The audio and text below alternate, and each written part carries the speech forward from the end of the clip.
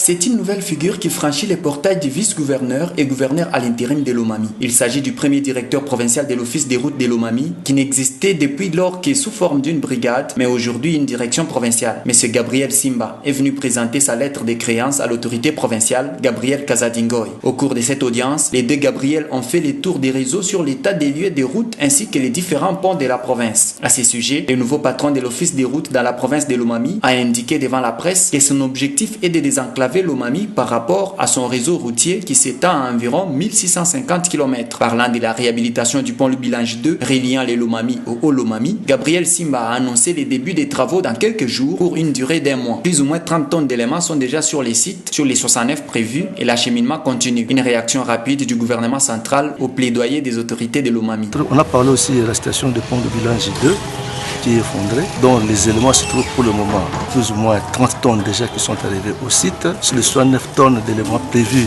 qui sont venus de Kisangani. Alors au moment où je vous parle, il y a encore un troisième camion qui fait convoi pour déposer encore plus ou moins 10 tonnes. Alors il va rester au moins 4 tours aussi pour que ça totalise au moins tout ce qui est prévu comme des éléments pour réhabiliter ce pont. Alors j'avais dit aussi ceci, à ce qui concerne ce pont-là, par rapport à la constance des travaux, il y a d'abord le démontage, les éléments qui sont tordus, parce que le pont a été effondré, donc il n'y a rien à récupérer là-bas. Il y a à démonter le pont, il y a à préparer l'air de lancement et enfin il y a à faire le montage pour lancer le pont proprement dit. Voilà à peu près les différentes phases pour réhabiliter ce pont. Mais néanmoins tous les éléments sont déjà sur place. Rappelons que le pont Lubilange 2 s'était effondré le 19 juillet dernier avec un camion surchargé de sucre et des fûts de carburant en provenance du Haut-Lomami.